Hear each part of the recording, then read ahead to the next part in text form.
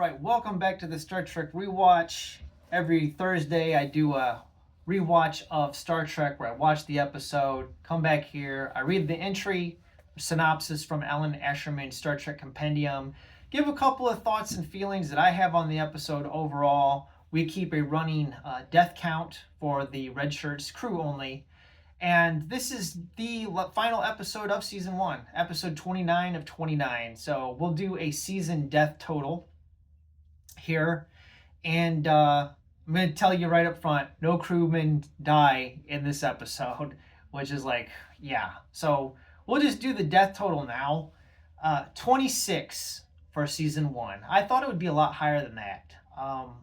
The most deaths that occurred in this season were in the episode titled Where No Man Has Gone Before.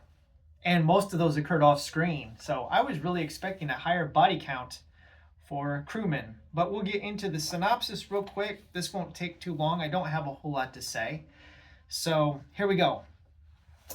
Operation Annihilate, episode 29. First draft script was written in January 19th, 67. The final draft revision was on February 13th. And this broadcast originally on April 13th of that same year. The writer for this script was Stephen W. Karabatsos. Director was Herschel Dougherty. The composer was Alexander Courage, and the photographic effects were done by the Westheimer Company. Synopsis. The planet Deneva, currently home of Captain Kirk's brother and his family, is in the path of an interplanetary epidemic of mass insanity. Approaching the planet, the Enterprise intercepts a radio message from a Denevan pilot who deliberately steers his ship into the sun in a successful attempt to escape an unknown danger. Really? A successful attempt? He died. He flew into the sun and was destroyed. Well, okay.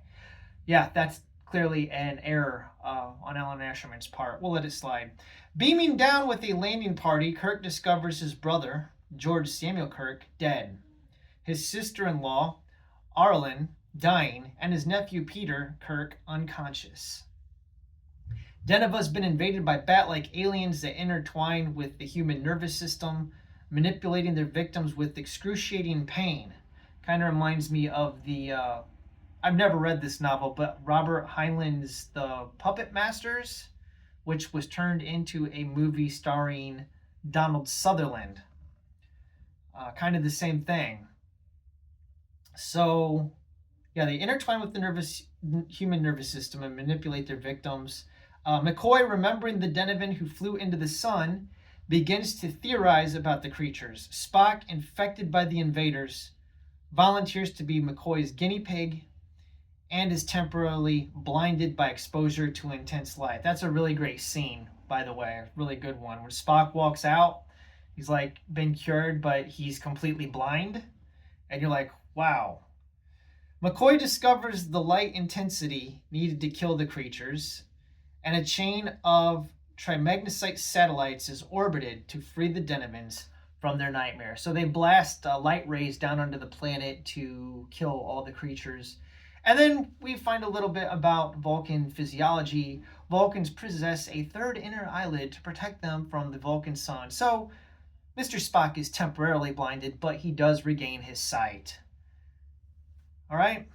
Which is, a plot twist, but everybody is happy about it. I mean, do you really want Mr. Spock to be blind for the rest of the series? Overall, I'd give this a B rating. It's clearly not the best episode of the season. It's competent. It tends more to the good end than the bad end. So yeah, last week the City on the Edge of Forever is an A+ episode, flawless, probably one of the best. I would rank it right up there, the top contenders, probably in my top 3 would be that episode, written by Harlan Ellison we talked about last week. Probably Balance of Terror, the one where the Enterprise squared off against the Romulan commander in an opposing ship, kind of like a sub-battle in space. And then Space Seed with our guest star Ricardo Montalban as Khan Noonien Singh. Those were probably like the three big standouts for me, like some of my favorites. Although Arena's pretty good too.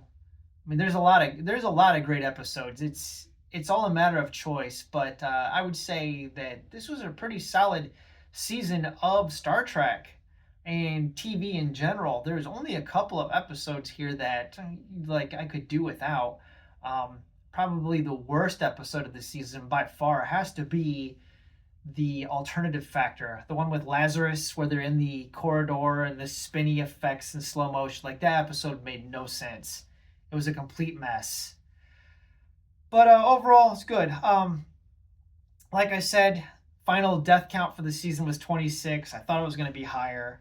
I will say one thing about the effects for the alien here. Alan Asherman says that the parasitic aliens were marionettes constructed by Wachang. They were suspended from wires and swung back and forth across the set. So very simple. And they look kind of goofy, honestly. I mean, the effect doesn't hold up all that great. But, whatever. It's not a bad episode. The interesting aspect is that these creatures share like a hive mind, which is interesting. There is kind of a similar parasitic infestation episode in Star Trek The Next Generation in the first season. The name of that episode's slipping my mind right now, but it's kind of this similar thing where everybody in Starfleet is being taken over by these parasitic aliens. And I think it's one of the better episodes of season 1 of that show, but we're not talking about that today. So I'm going to wrap things up here. That concludes season 1, and we're going to be headed into season 2. So we made it through the first season. What do you think? What was your favorite episode of the season? What was your least favorite episode of this season? What do you think about this episode? Leave a comment below. Thanks for watching as always. And until next time, I hope you have a wonderful day.